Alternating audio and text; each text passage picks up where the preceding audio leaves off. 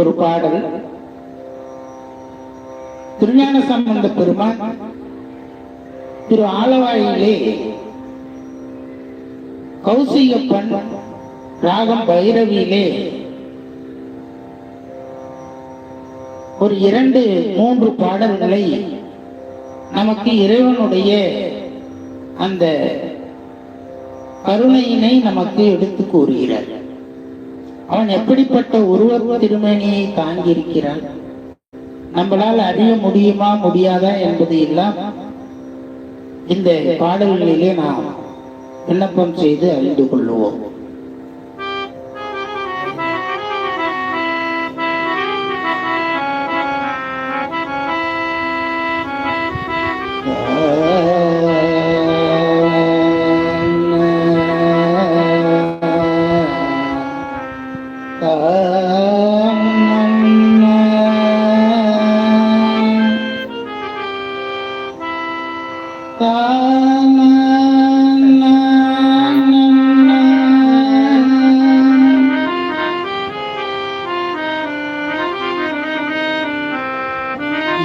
ஏதுக்களாலும்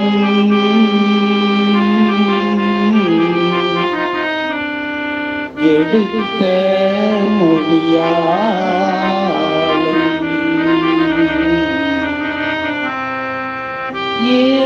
ஏதுக்களாலும்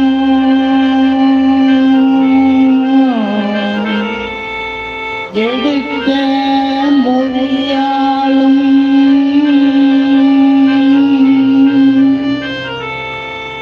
மிக்கு ஜோதிக்க வேண்டா, மிக்கு சோதிக்க வேண்டா. சுடர் விட்டுளன் எங்கள் யோதி, சுடர் விட்டுளன் எங்கள் யோதி,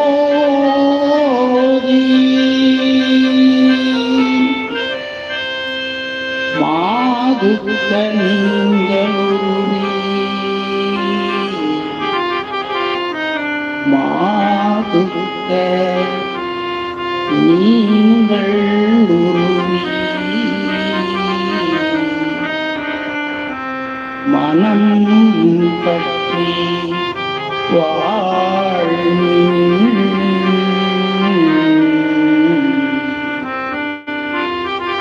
மாதுக்கம் நீங்க உருவி, மனம் பற்றி வாழ்மின், மனம் பற்றி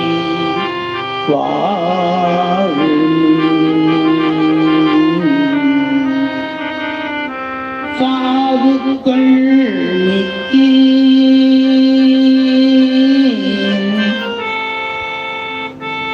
வாழ்மின், சாதுக்கள் நிக்கி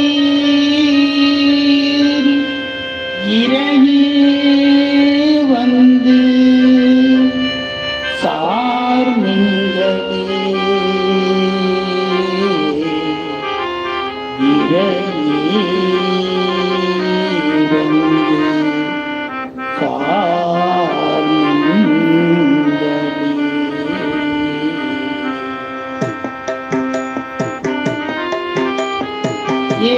ஏதுக்களாலும் எடுக்க மொழியாலும்,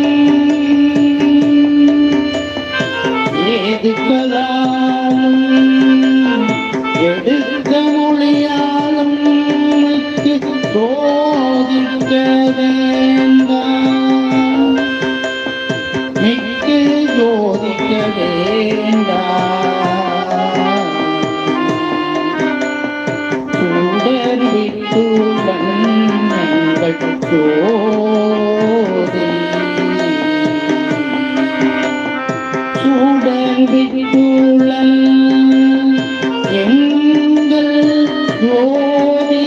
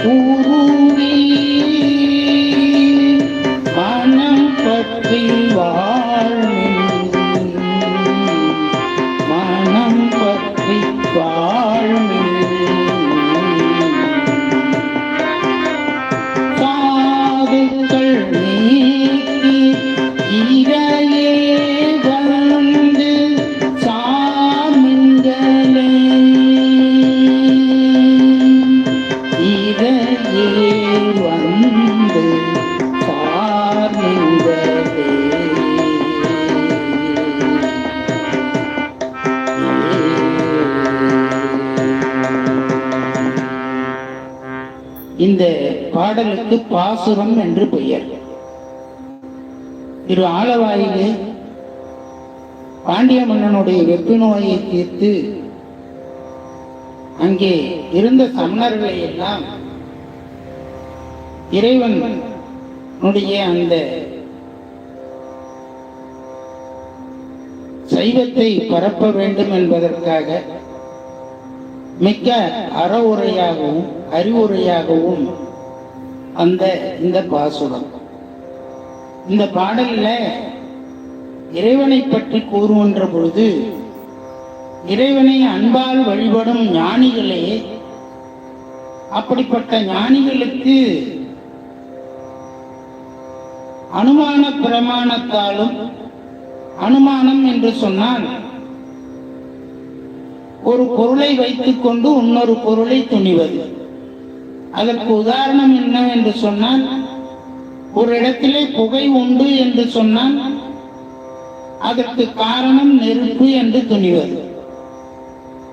அதுபோல இந்த உலகத்திற்கு ஒருவன் உண்டு என்று சொன்னால் அது இறைவன் என்பதை நாம் எப்படி அறிய வேண்டும் என்று சொன்னால் அனுமான பிரமாணத்தினாலே அறிய வேண்டும்.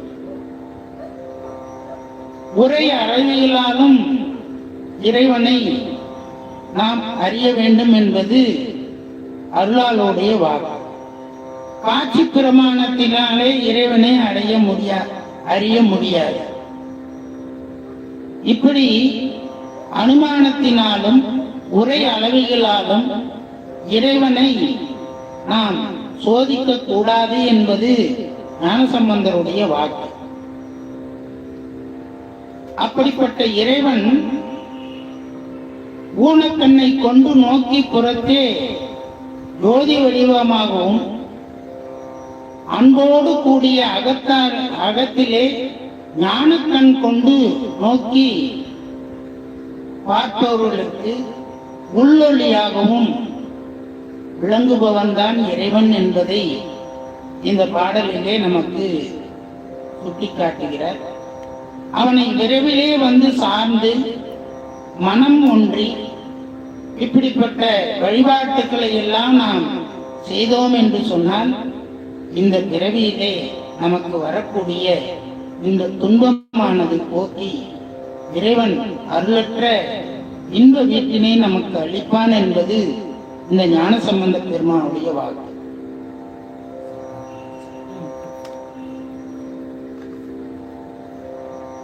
அடுத்தபடியாக